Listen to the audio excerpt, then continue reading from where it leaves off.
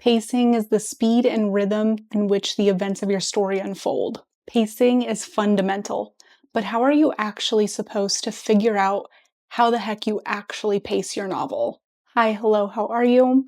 My name is Maddie and I'm a multi-genre author of upmarket fiction, and if you are new here, welcome, and if you are not, thank you so much for coming back. It means the world to me. On my YouTube channel, I post writing vlogs, writing craft videos, and reading updates. So you can follow along for more and like and subscribe if you want.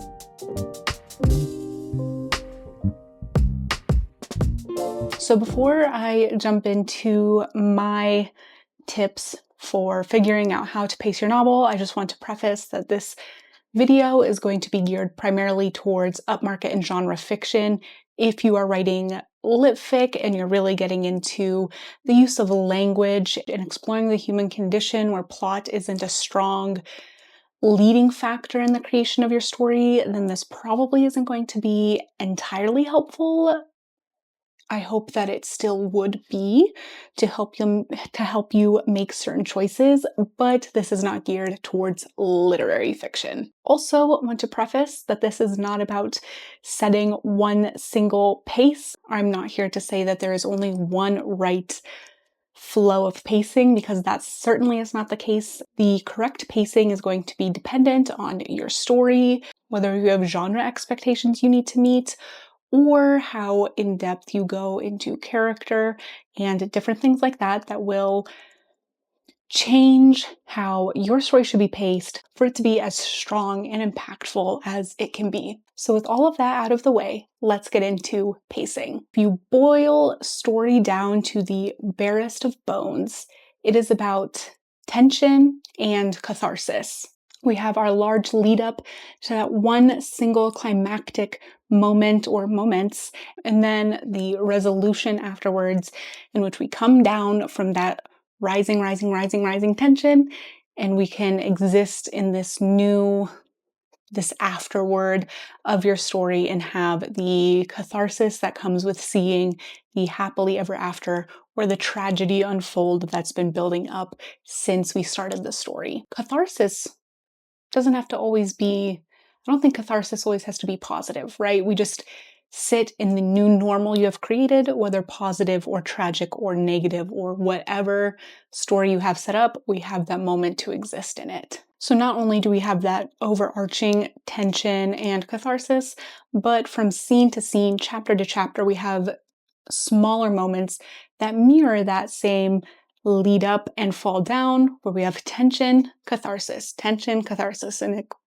slowly goes up and then it goes down. But for tension to grip your reader and that catharsis to feel earned, your reader has to care or at least be invested in your characters and feel like the tension has gone on long enough without dragging on too long for that catharsis to feel earned. There are no shortage of books, movies, TV shows with wonky pacing, and I'm sure you can think of one where a storyline just dragged on for way too long and there was no reason for it to drag on, or it wrapped up so quickly that you just didn't even have time to invest in the feelings of that conflict. Season 3 of The Gilded Age just aired its season finale, and while for the most part I do enjoy just having like a lighthearted, kind of melodramatic show, the pacing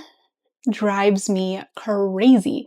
When Agnes and Oscar lost their fortune, it was not even like 20 minutes later before Ada got her late husband's fortune, even though there was no foreshadowing or anything that would indicate he was going to have this large sum of money. But because of the nature of the show, I knew there was going to be some sort of deus ex machina that was going to come in and save the day, because Ada and Agnes were not going to leave that house. But when it happened as quickly as it did, it was still just disappointing. For me, it really pushes what, again, like I wanted just a fun, lighthearted show, and it just pushes it into this realm of just absurd goofiness. And vice versa, there are times where I've just been like, we need to wrap things up. Like, I can do a slow burn but it still has to burn. You know, there has to be embers or you gotta give me something, because this just nothingness is not working and it just drags on and you stop caring. And we do not want either of those feelings for our readers of our stories. So here are my tips for figuring out the best ways to pace your novel. Number one, find an outlining or structuring system that works for you. And this is true even if you are a pantser. This may come after you have written that first draft where you're just going and pushing through and flying by the seat of your pants, and afterwards you might do a retroactive outline, or as you edit, it is good to have a structure. Or before you start that first zero draft, if you have a beat sheet that will help guide your hand as you write out your story, I think that can also be very helpful as well. And I am here to tell you, structure is your friend. There is a reason stories have structure.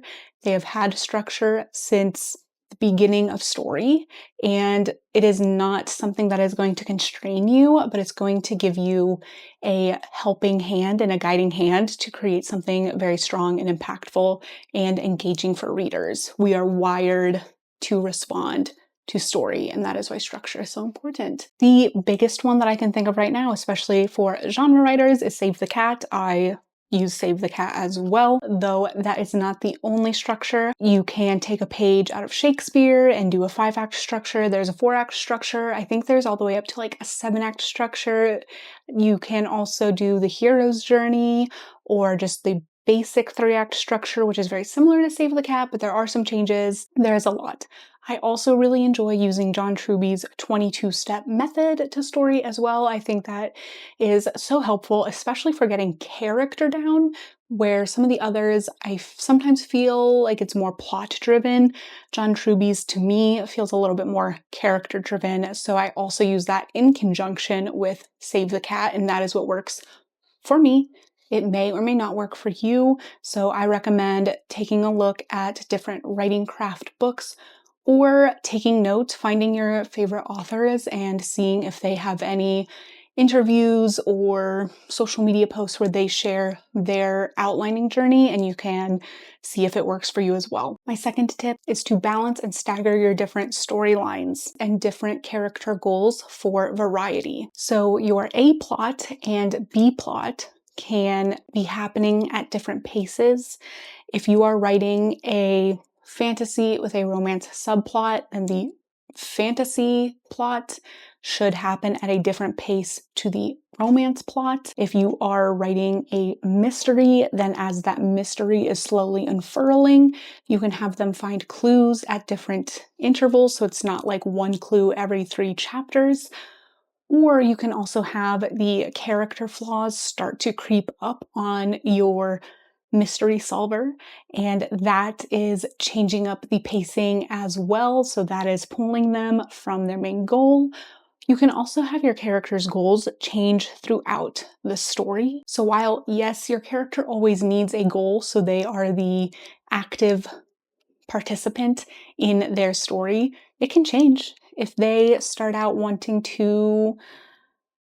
Tangled is a good example, with both of them. Flynn wants to steal the crown, Rapunzel wants to see the lights, but by the end of the story, those original goals are not the ones that they met. They also achieved those original goals at different points in the story and came to the final goal of like falling in love and well, I don't know if falling in love was the goal, but being together, finding happiness, the happily ever after. It happens at different points in the story, so it creates a variety of moments of tension and catharsis, and tension and catharsis. And kind of going in line, allow your side characters to meet their goals at different points in the story, or give them new goals at different points in the story. And not only will that help the pacing, but it adds a richness and a fullness to the life of your characters within the story as well. My fourth tip and down are going to be more geared toward the editing side of things, since so much of pacing does happen in the editing stages, at least for me. But number 4 is to make sure each of your scenes and chapters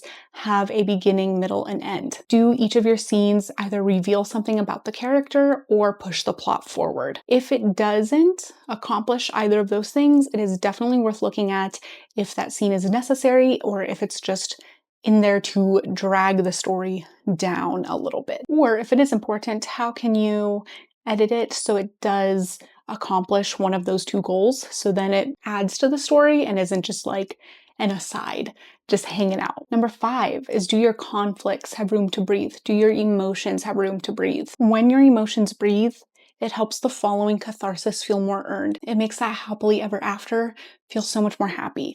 Or if you're going for a tragic ending, it makes the tragedy so much more tragic. So give your emotions a beat to settle, a beat to exist and, fill up the room before we move on. Number 6, sorry I ran out of fingers because I'm using this for my notes, but my 6th tip is take notes from everything you read or watch. When something sticks out, clock it and think about why it didn't work for you, or those pieces where you're so immersed in the story and everything is just working so well that you didn't even think to notice the pacing.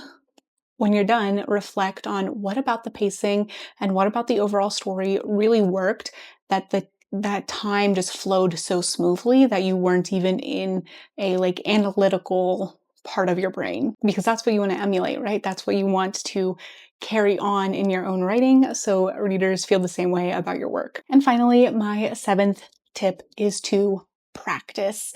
Practice and get valuable feedback. You can spend your entire life reading, writing craft videos and reading theory, but until you put your pen to paper or your fingers on the keyboard and you type up your draft and you look at it and you're like, what the heck is this? And you start editing it and you figure out how that pacing works and you get an outsider's perspective who are also writers, and you get their perspectives on what's working, what's not, and how you can make your story shine. All of this is just going to sit in that noggin and it's not going to do you any good. Those are all of my tips for pacing your novel. Pacing can be tricky, but that is why it is something that you have an idea of in the beginning, but you really hammer it out through the editing. And that is one of my favorite parts about writing, is that you can always edit to make it better. You are not stuck with the first thing you create at any point in time ever. So take your time, practice, see what works, see what doesn't, and continue to invest time into your craft. If you have made it this far, thank you so much for watching. If you enjoyed this video, give it a thumbs up or subscribe to my channel. Like I said, I post writing vlogs. I'm working on my second novel, writing craft videos, and reading updates. I would love to hear your thoughts about pacing. What is the trickiest for you, or what you most look forward to if you're a slow burn or fast burn type of person. And I will see you in the next one.